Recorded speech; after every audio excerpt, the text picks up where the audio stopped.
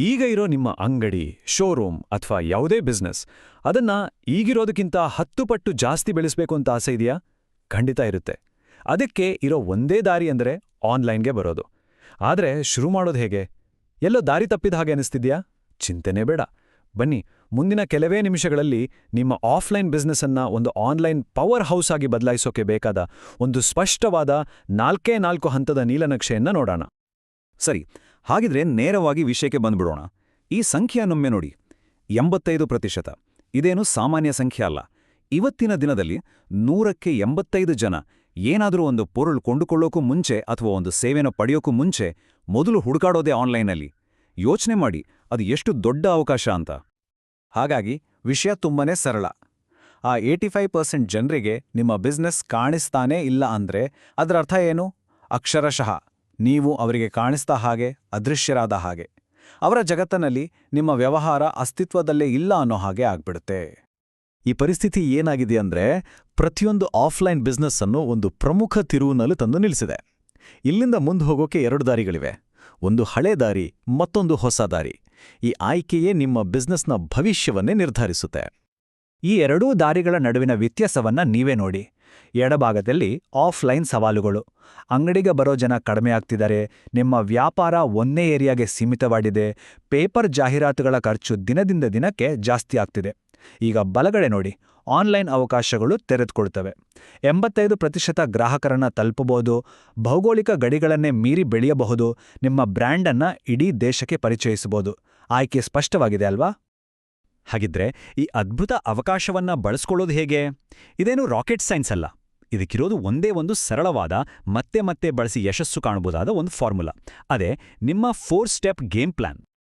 ಇಲ್ಲಿದೆ ನೋಡಿ ಆ ಸಂಪೂರ್ಣ ಗೇಮ್ ಪ್ಲಾನ್. ಕೇವಲ 4 ಹಂತಗಳು. ಮೊದಲನೇದಾಗಿ ಜನ ನಂಬುವಂಥ ಒಂದು ಬ್ರ್ಯಾಂಡ್ ಕಟ್ಟೋದು. ಎರಡನೇದಾಗಿ ನಿಮ್ಗಂತಾನೆ ಒಂದು ಆನ್ಲೈನ್ ಅಸ್ತಿತ್ವ, ಅಂದ್ರೆ ಒಂದು ಡಿಜಿಟಲ್ ಅಂಗಡಿಯನ್ನ ಸ್ಥಾಪಿಸೋದು. ಮೂರನೇದು ಕಂಟೆಂಟ್ ಮೂಲಕ ಜನರನ್ನ ನಿಮ್ಮ ಕಡೆಗೆ ಆಕರ್ಷಿಸೋದು.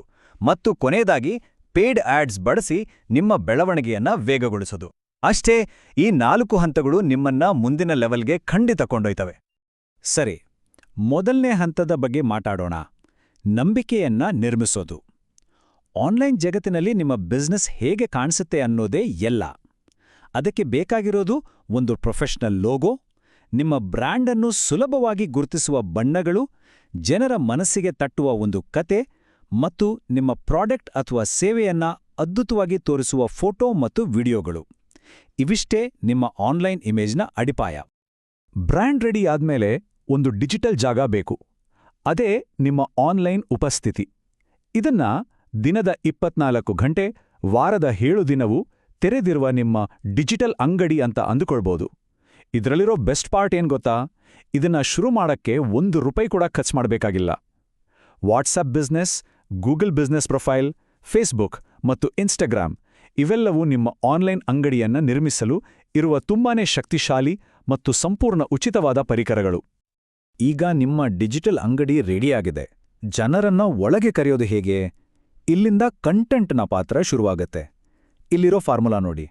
ನಿಯಮಿತವಾಗಿ ಉಪಯುಕ್ತ ಮತ್ತು ಆಸಕ್ತಿಕರವಾದ ಪೋಸ್ಟ್ಗಳನ್ನ ಹಾಕೋದ್ರಿಂದ ನಿಮ್ಮ ಬಿಸ್ನೆಸ್ ಜನರಿಗೆ ಕಾಣಿಸಿಕೊಳ್ಳಲು ಶುರುವಾಗುತ್ತೆ.